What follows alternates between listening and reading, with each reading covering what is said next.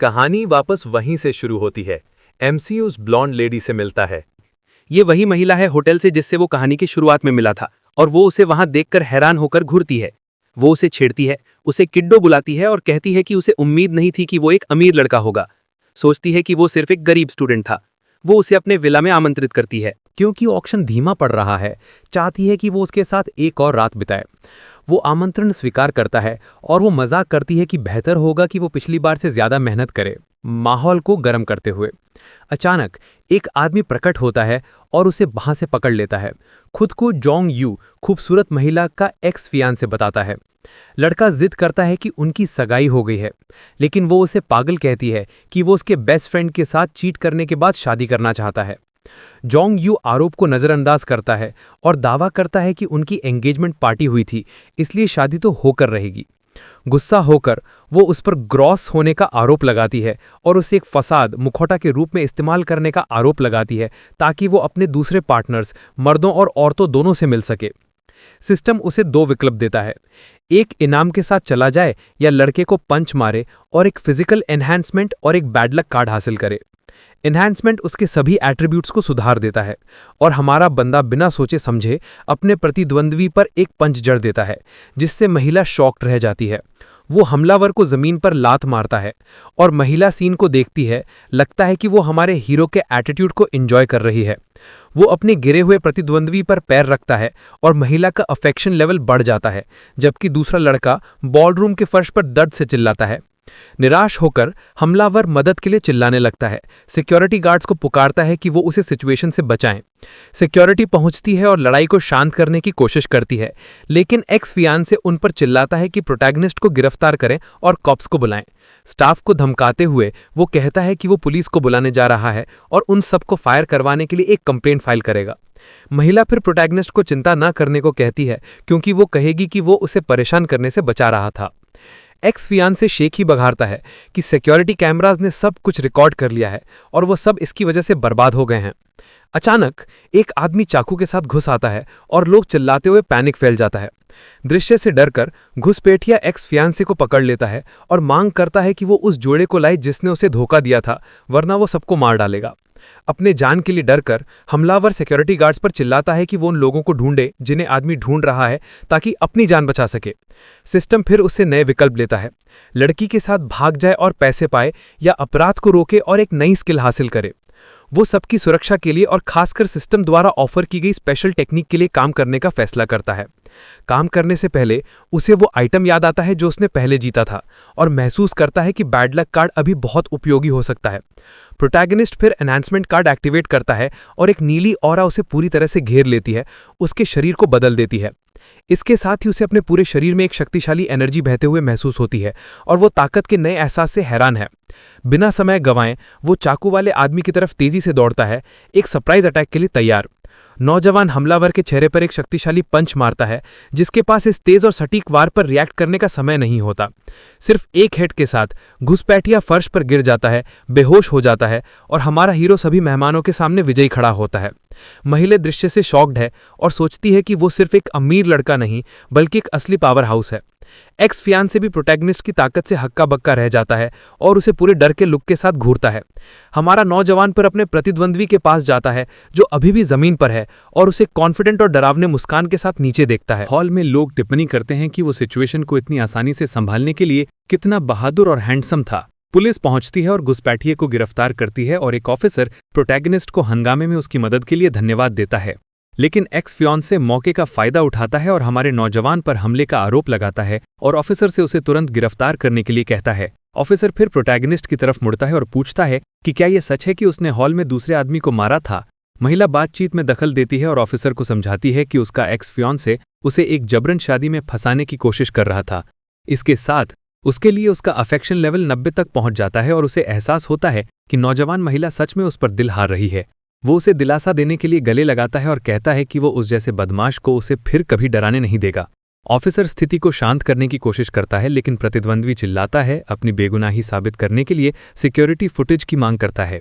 घायल होकर प्रोटैगनिस्ट फैसला करता है कि अब सिस्टम के बैड लक कार्ड को इस क्लूलेस आदमी पर टेस्ट करने का समय आ गया है जो दिखाई दिया। वो फिर आइटम को एक्टिवेट करता है और दुर्भाग्य की एक ऑरा एक्स फियांसे को घेर लेती है। जिसे पता ही नहीं कि क्या हो रहा है। ठीक उसके बाद आदमी को बैंक से उसके अकाउंट से 200,000 के संदिग्ध विड्रॉल के बारे में एक कॉल आता है। जबकि वो फोन पर है, एक महिला दौड़ती हुई आती है और उसे बताती है कि उसकी कार पर एक पेड़ गिर गया है, जिससे वो पैनिक में आ जाता है। ऑफिसर पूछता है कि क्या उसे मदद की जरूरत है, लेकिन आदमी दौड़ता हुआ चला जाता है, कहता है कि उसके पास अभी इस सब से निपटने का समय नहीं है।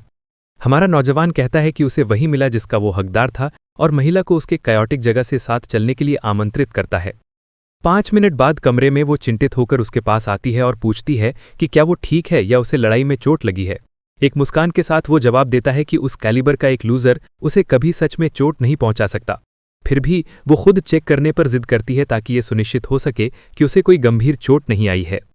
महिला पूछती है कि क्या वो उसे इस तरह के फियॉन्से होने के लिए नीचा देखेगा, लेकिन लड़का उसे इस बारे में विश्वास दिलाता है। वो समझाती है कि एंगेजमेंट उसके दादाजी द्वारा अरेंज की गई थी और उसे उसके बेस्ट फ्रेंड के साथ उसके चीटिंग के बारे में बाद में ही पता चला। वो उसे दिलासा देता है, कहता है कि उसने बहुत कुछ सहा है, लेकिन अब वो उसकी देखभाल करने और उसे प्रोटेक्ट करने के लिए वहां है।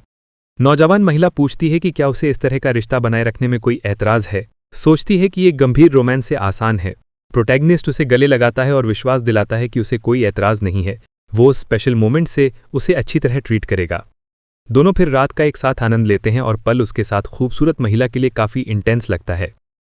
अगली सुबह 2 नौकरानियां कमरा आयोजित कर रही हैं और उनमें से एक आजकल के नौजवानों के स्टैमिंग पर टिप्पणी करती है।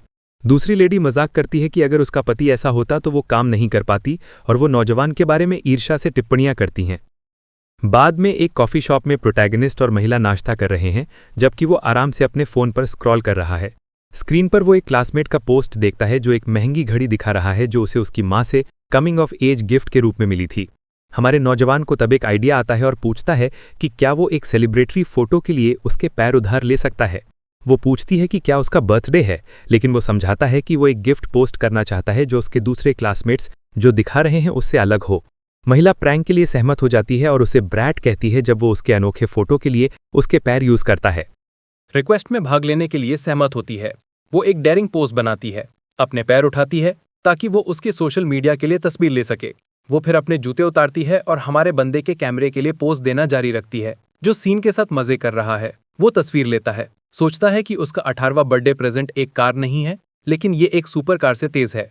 रिजल्ट एक फोटो कोलाज है जो वो अपने सोशल मीडिया पर पोस्ट करता है ताकि उसके सभी दोस्त खबर देख सकें। उसके क्लासमेट्स पोस्ट से शॉक्ड और ईर्ष्यालु हैं, जबकि वो अपने बोरिंग गिफ्ट्स पर अफसोस जता रहे हैं।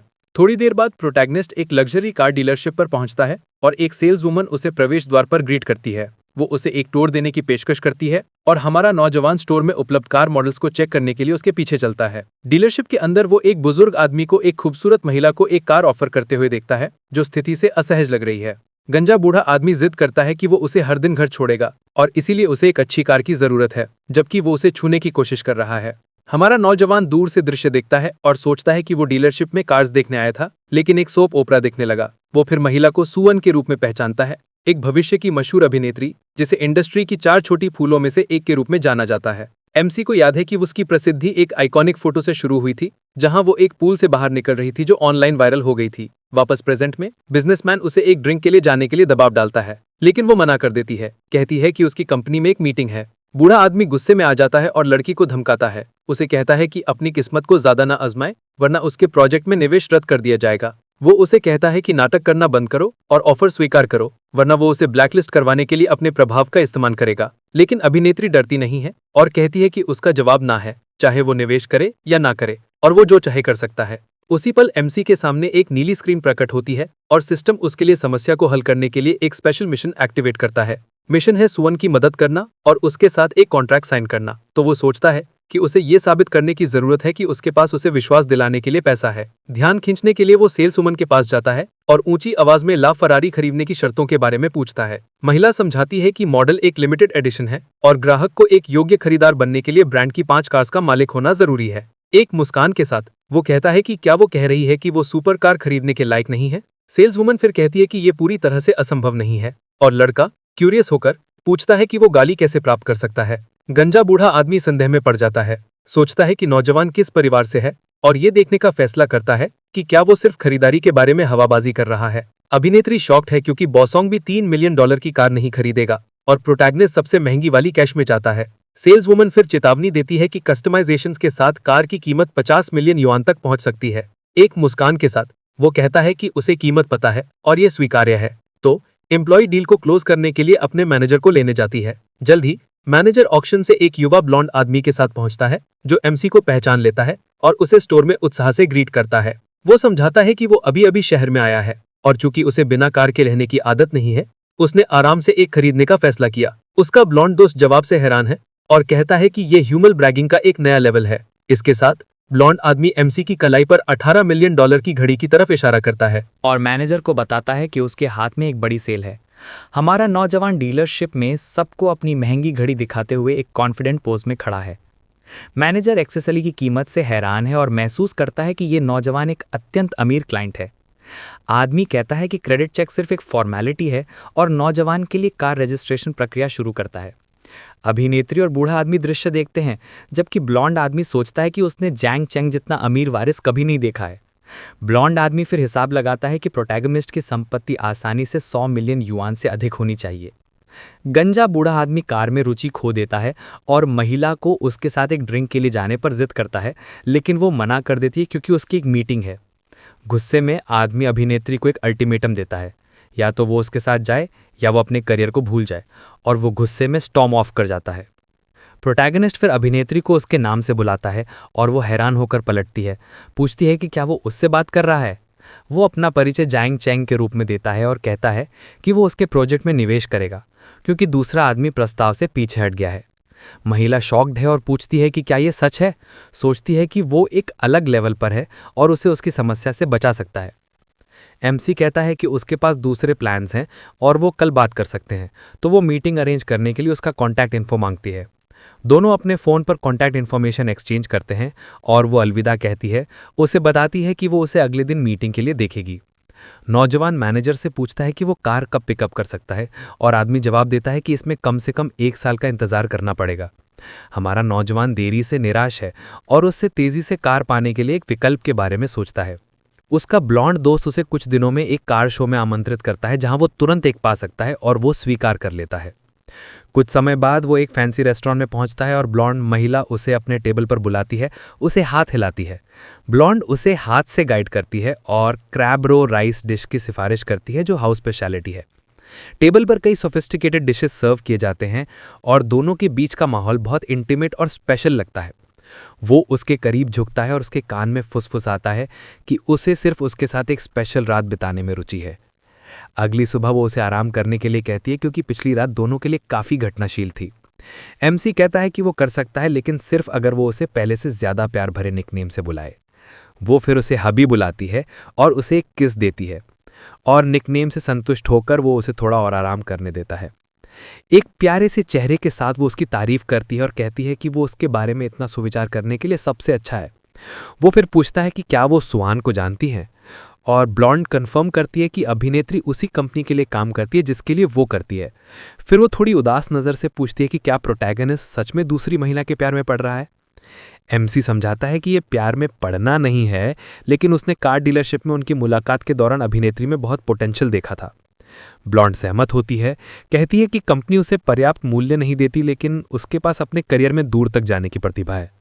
इसके साथ वो उसे अभिनेत्री के करीब आने में मदद करने की पेशकश करती है और कहती है कि वो जब भी चाहे उसके पास आ सकती है। वो उसे सिली कहता है और विश्वास दिलाता है कि वो अपने सभी महिलाओं को अच्छी तरह से ट्रीट करेगा। तो वो अभिनेत्री में निवेश के बारे में पूछती है। हमारा नौजवान अपनी इच्छा कंफर्म करता है, लेकिन वो उसे चेतावनी देती है कि स्वान को हायर करने के लिए उसे एक कंपनी खोलनी होगी और उसका कॉन्ट्रैक्ट खरीदना होगा। Thank you for watching, and if you want more videos like this, then subscribe my channel.